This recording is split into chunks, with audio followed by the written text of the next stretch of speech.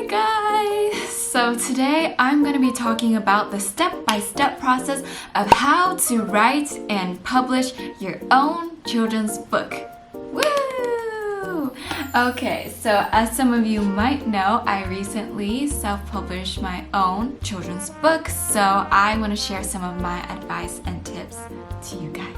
If you want to know more about my book, then I will link the video of me talking about it below. Also, I will link some other videos that I watched in order to help me create this book, and those are the videos that I found helpful, so I'll put them in the description box as well.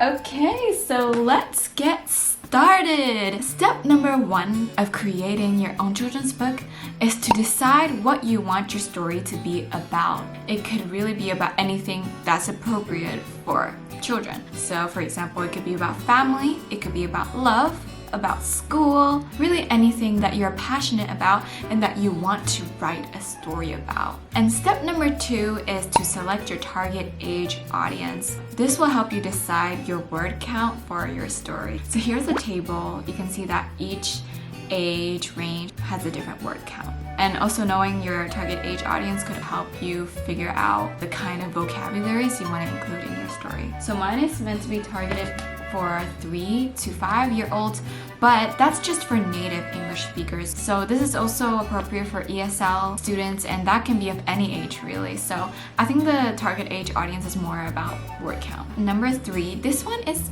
kind of optional, but it is to create/choose your own character. My characters are dinocorns, which is something that I kind of created from my imagination. So you could create your own character, or you could, just stick to normal human beings. You could use animals, you could use food, anything. Just make sure that the characters that you choose are quite marketable towards kids, because my original idea for my characters is that I wanted my main character to be a natto. It's a fermented soybean. So yeah, I wanted my main character to be natto, and then all her friends to be different types of beans. So I would have like edamame, soybean, red bean. It's a cute idea really for me because I love beans. But I realized the kids are not gonna enjoy reading a book about a bunch of beans. That's not gonna be entertaining for them, hence why I changed to this, because kids love dinosaurs and unicorns. Next stage is to write your script. So basically write your storyline and just work on the writing part of your book. You can do multiple drafts, however many you want to do. But after you feel like you finish, make sure you ask someone to read it for you and to check if there are any grammatical errors or spelling errors, and if they have any suggestions to help make your story flow better. And also when someone else reads it, you can see if they can properly understand the whole story and if it makes sense to people other than to you. Number 5 is to choose the shape and size of your book. Children's books can be like a square, mine is a square, but it can also be a horizontal rectangle kind of shape or a vertical rectangle. I'll show you some examples here. We've got this one that's like a horizontal shape, and then there's vertical ones, which I don't have. This book, by the way, is a really good book. There are different genres that are more suited for different shapes, but I just chose square. Honestly, because when I envisioned my book, I just envisioned it to be as a square. You can just choose whatever shape that you feel like is the most right and appropriate and that it will fit your story very nicely. You want to also choose how big you want your pages to be. So mine is 8.25 inch by 8.25 inch. You should go to Amazon. I'll put the link down below where you can see the different size options that you can publish. I think you can do a customizable one, but I'm just not too sure about it. I chose one of the size options there. And the size that you choose is important because there are minimum and maximum page counts for each size. I think most of the minimum pages were 24 pages. So make sure you have at least 24 pages for your children's book. I'll put the link of that information down below too. Step 6 is to create your own storyboard.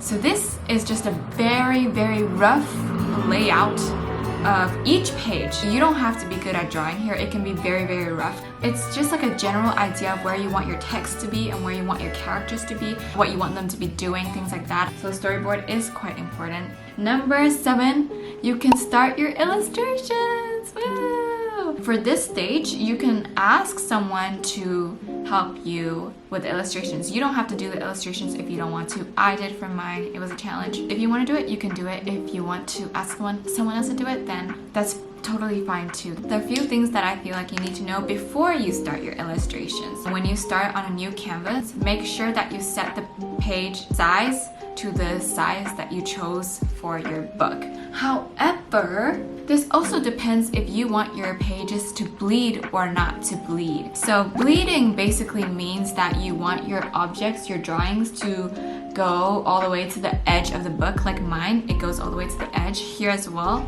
it goes all the way to the edge of the book. If you don't bleed, then they will have like this like small white margin. And for me, I didn't want that. I don't think that would look very nice. So yeah, this is called bleeding. So if you do choose to do the bleed setting, then you actually have to increase your page size by using this formula. Every single time you create a new canvas, make sure you use this formula and choose the right appropriate size. Even if you just want like 1 or 2 pages to have bleed, you have to set your whole book to bleed. So just set it all to this size. But if you don't want to bleed, then you can just keep it to the original size that you chose. The next important thing that you should know, and this is a mistake that I've made, is to set your DPI to at least 300, so 300 or more.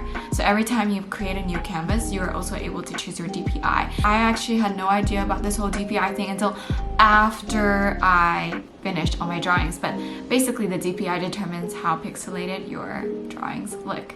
So the higher it is, the less pixelated it looks and the better quality it is. In Amazon, recommends you do at least 300. For my pages, I forgot what DPI was, but it wasn't that high. It doesn't look pixelated, but if you look closely, it does look a little bit pixelated, so that's something I'm sad about. But next time when I write a book, I know for sure I'm gonna set my DPI up to 450. For my title and cover, I was able to do that. It's 450, and I think that works quite well, but it also depends on your size as well. Setting your DPI is so important because you have to do it before you do anything, before you start your illustrations. It doesn't work afterwards. What I did is that after I downloaded my illustrations as a PDF, I changed the whole PDF's DPI. I think it worked a bit, but it's more effective if you just started off with choosing a high DPI. I use Procreate to do all of this. It was really convenient. I totally recommend Procreate because it's only like one-time purchase app. You don't have to do monthly fees and things like that, and it's very easy to use, so I recommend it. Now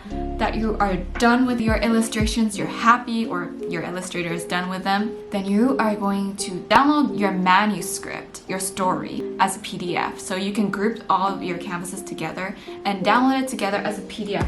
Now, don't include the back cover and the front cover into your manuscript. Combine those together and make a separate PDF for that one, because you will upload them separately on Amazon. So yeah, make sure your manuscript just doesn't include your title and your back page. And now that you have your manuscript ready, we can start publishing it on Amazon. So the website that you want to go to is Kindle Direct Publishing. I will put the link below of that website too. Make an account if you don't already have an Amazon account. And then now that you want to publish it, you go to create a new title and you select paperback. And then there are 3 sections that you go through. The first is called paperback details. This is very simple. You just put like the title, author, and things like that. It's pretty straightforward. Just information about your book. And then the second part is paperback content. Here you can get a free ISBN code for your book, which I think you should, because if you don't, then you'll have to like somehow get your own. And I don't know the process of that. If you know, then good for you. But if you don't, just get a free ISBN code. It's this code here. It's the unique code that every book has. Then there's a print option section. I selected the premium color interior with white paper because it's a kid's book and I just feel like the more vibrant the colors, the better. And then here is where you also upload your manuscript and your title and back cover.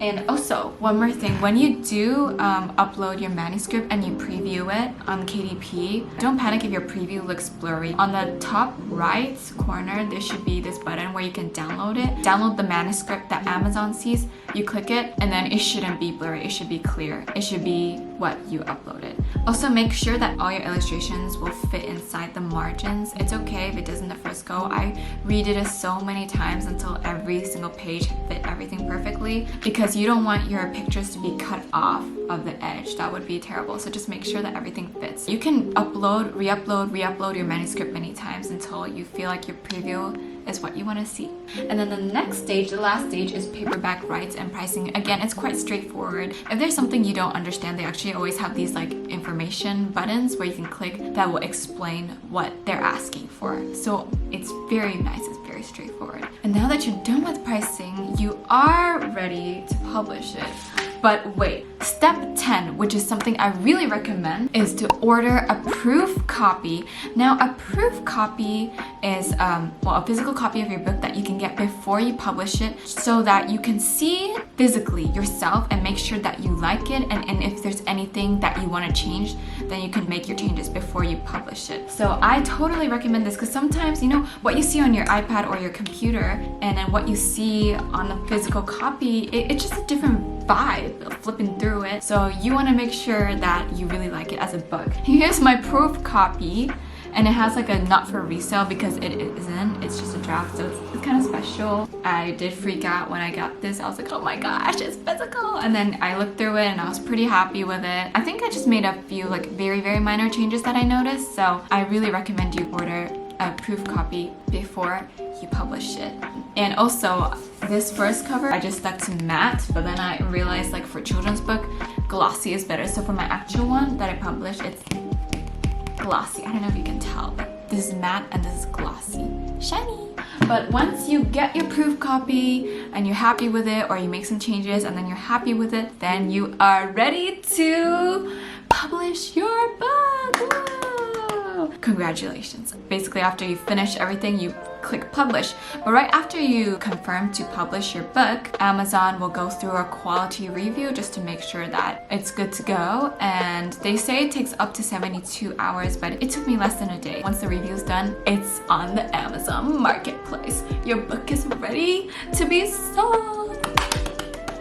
Of course, once you publish it and you feel like you want to change a little bit more of your book, you can still re-upload a manuscript and change it again. They will just have to go through a quality review again. But you cannot change some details, like you can't change the title details, you can't change the author and stuff like that. So yeah, one more thing I wanted to mention actually. Sometimes, especially in the beginning, you might feel a little bit unmotivated to get started or to continue when you don't have as much done. But the more you get done, the more motivated you are because you're closer to the finish line. And what kept me motivated was that just imagining how the book will look like and surprising everyone with it, because I actually only told 2 people about my book, otherwise I just kept it a secret. So I was so excited to surprise my family about it, to surprise my friends about it, and just like imagining their reactions and everything kept me going. So yeah, just imagining the final product to me made me so happy, and I just thought maybe that might be a helpful advice. I really hope this video was insightful and